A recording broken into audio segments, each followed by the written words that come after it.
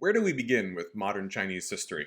That's a question that every single historian will have a different answer for. So there is no one single answer of when does modern Chinese history begin.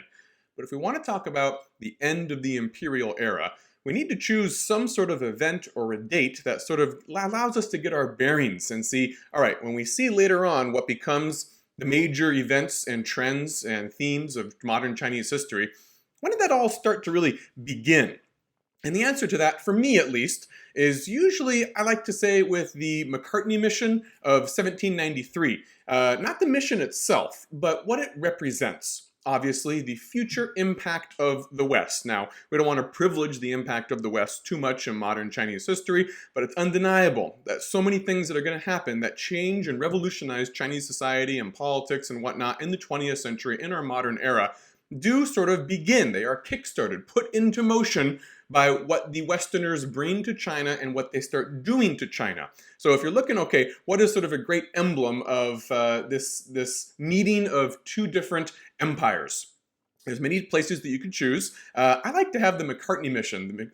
George McCartney was an emissary of England in 1793. He is sent to Beijing in order to negotiate for a new diplomatic arrangement of how England and the Qing Empire are going to interact with one another. And it's very much two different worldviews here, and it's a fascinating case study.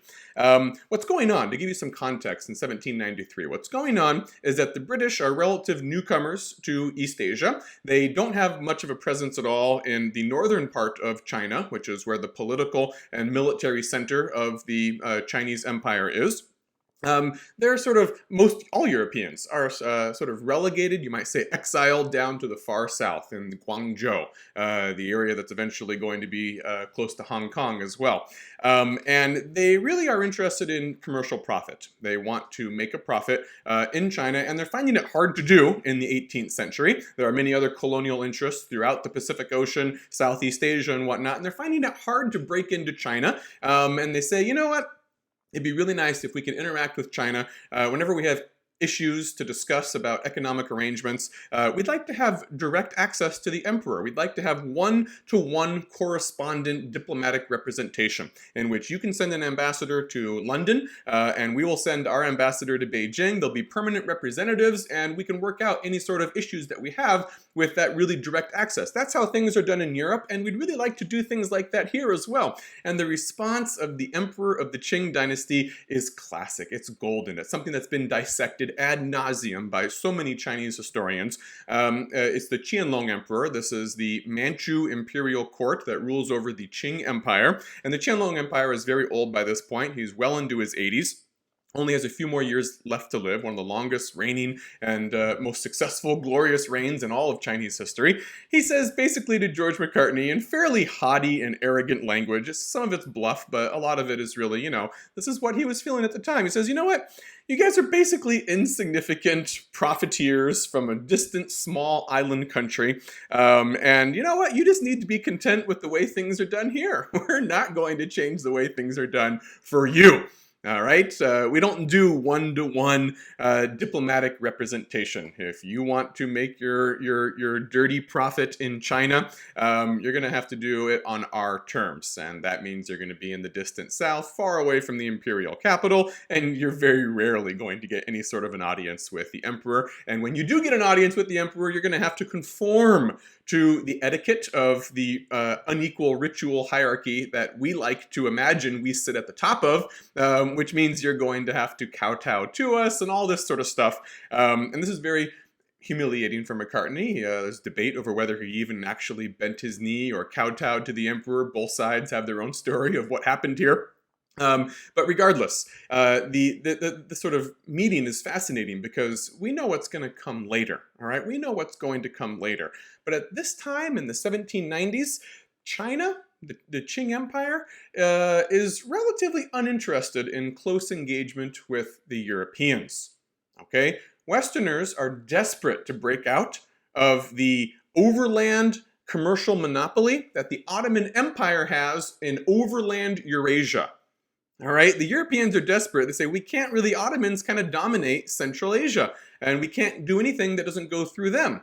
And they're trying to go out by sea and say, we need to find new markets.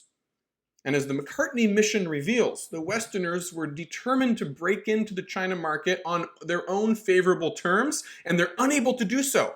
They're unable to do so in 1793. It is a failure. They do not get what they want. The Qianlong Emperor pretty much dismisses them and says things are going to continue to be done on our terms.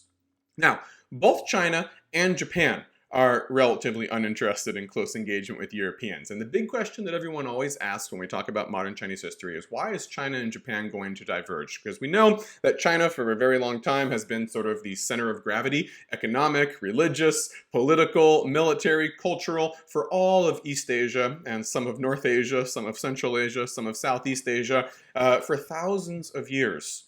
Okay, Japan was on the periphery of this and didn't really play that big of a role on the East Asian mainland. But we know in the 20th century, Japan's going to leapfrog China and become one of the preeminent powers of the globe and invade and colonize China as well. And still today is an economic, if not political, powerhouse. How does this happen? Everyone always wants to know, how does this happen? And so that's the question we want to ask here. Both China and Japan were relatively uninterested in close engagement with Europeans in the 18th and in the 19th century. Okay? But the Westerners were far more determined to break into China than Japan. Okay, again, there is an impact of the West that we have to understand here to understand the divergent paths of China and Japan in modern Chinese history. Why are the Westerners so much more intent on going to China and getting into the access into China than they are into Japan? The China market has more potential than Japan. Japan is relatively poor in natural resources. Not only that, the Qing Empire is far more centralized. Administratively, it's far more centralized. And it's been this centralized for a really long time. The first empire was founded in 221 BC. You already have a system of certification system to create civil servant officials, provinces, and a system of 2,000 magistrates or so sent down to the county. This is very different than Japan. All right, Japan at this time period is the Tokugawa era, highly decentralized. You have a very weak figurehead emperor. You have the shogun who acts in the name of the emperor, but really is sort of the de facto emperor, really, in military terms and political terms. And he's in Edo, modern day Tokyo. The emperor is out in Kyoto. And then what we might think of as the provinces, well, they're really the daimyo. Hundreds of prominent landholders, local warlords essentially, who have given up their arms but still retain a lot of autonomy. Why do we care about all of this? Because it means that Japan has less incentive for Westerners to try to break into the market. They have a lot less natural resources, things that foreigners want. And if you do find something that you want in Japan, it's harder to get it. You can win a hard-fought war with the Japanese, but are the daimyo out in, outside of Edo, are they going to listen to the orders of the shogun? The shogun says, we just signed a treaty, you have to allow the Westerners to do this. The daimyo are going to say, to hell with you. No, we're not. We're autonomous enough from you that we're not going to follow your orders. And that will happen later on. The daimyo will say no. And the Westerners say, this is so much trouble. You go to China, you go to the Qing Empire, you win a single war, and poof, all of a sudden the emperor says, we signed a treaty. We signed a treaty with Great Britain, with France, with Russia, and every single county in the entire empire has to abide by the rules of this, and we're going to enforce this treaty. So the China market is much fatter, right? As there's a lot more that foreigners want to get from China. It's more lucrative, and it's easier to get if you can win a battle. Because, as the Macartney Mission of 1793 shows us, the Chinese aren't going to just let you access and exploit their prosperity willingly. They're going to do things on our terms. And so you need to be able to have the military capacity to project your military power halfway around the world and defeat the mighty Qing Empire. In 1793, the British can't do that. The British can't do that. Right, but they'll get the ability to do that pretty soon.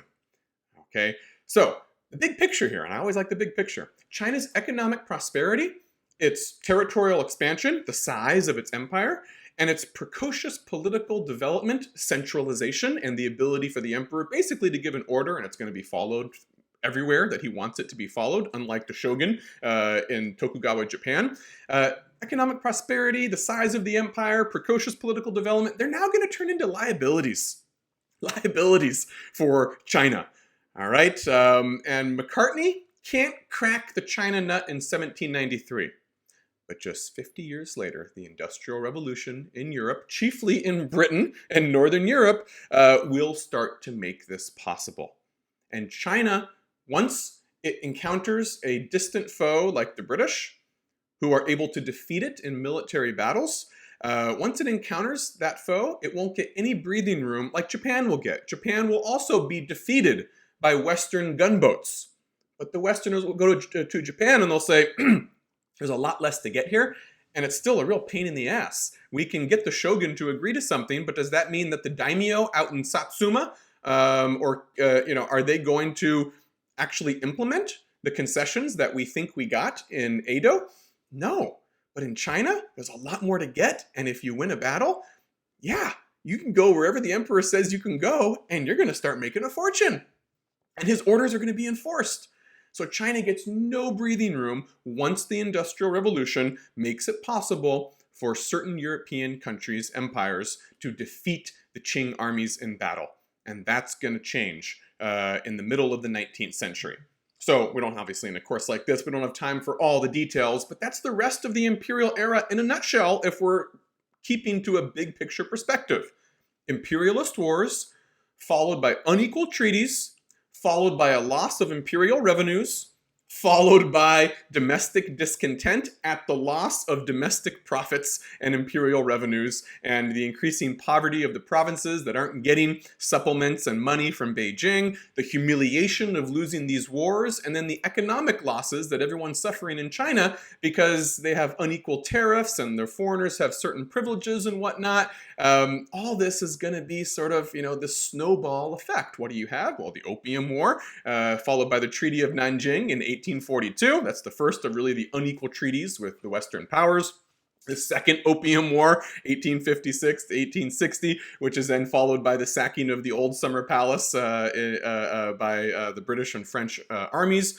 At the same time, the 1850s, you're getting domestic rebellions, not always related to a Western impact, but nevertheless, still challenges for the Qing Empire to confront. The Taiping Rebellion, that's a Christian rebellion actually, various Muslim rebellions in the far northwest and the southwest, another rebellion known as the Nian Rebellion in sort of north-central China.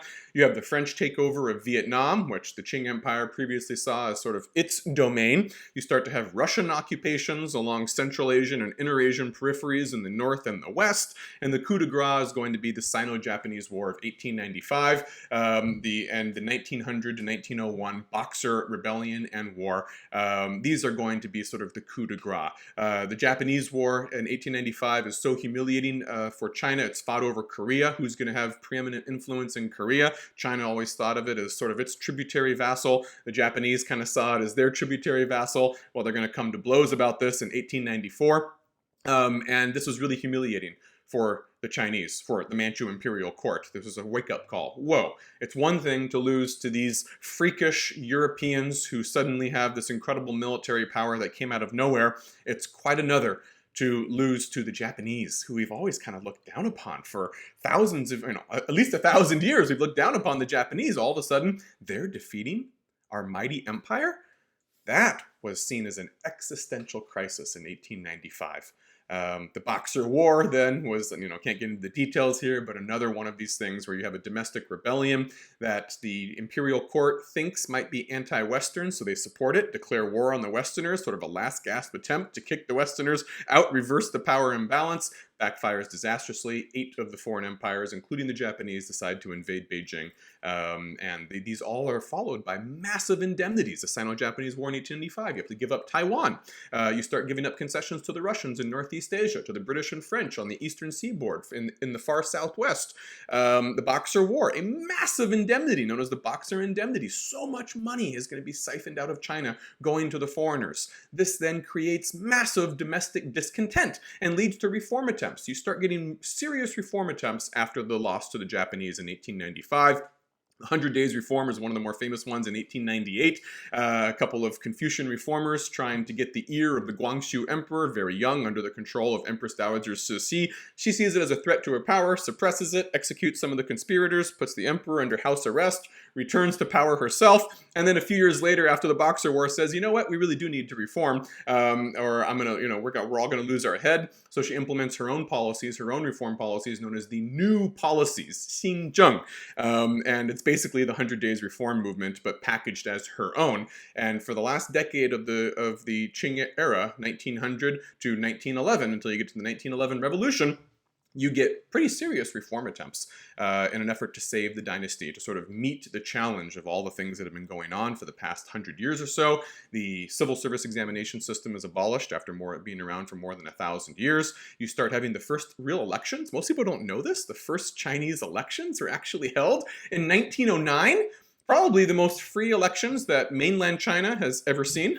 Seriously, look it up. They actually had elections. Most people have no idea that China actually had elections in the early 20th century. They have trips abroad by prominent diplomats to study the constitutional systems of other European countries. Say, hey, maybe we'll adopt a constitutional monarchy. Massive reform attempts. The most consequential, however, is the reform of the military, the reform of what is known as the new armies, the creation of new Western, Japanese-style military units, Western-trained, new armaments, and it's also a place that's seen as an attraction. Educated young men of elite families are joining these armies as officers. These guys are plugged in to a lot of the revolutionary discourse of the last decade or so of the Qing Empire, in which after the 1895 loss to Japan, lots of people, Sun Yat-sen being one of the most famous, but he's often abroad because he has a price on his head. He's not in China. He gets all the attention from foreigners, but he's actually not probably one of the more consequential ones, at least not yet. There's a lot of anti-imperial discourse going on. Some people saying it's the Manchus' fault, so we need to get rid of the Manchus, sort of a racist rhetoric. Some people saying, no, it's just the absolutist monarchy's fault. We need to have a constitutional monarchy. Lots of ideas. But it's going to be the people in the new military, the new armies, who are actually going to say, you know what, the fate of China is in our hands. We need to overthrow this dynasty, and they have the military power to do so.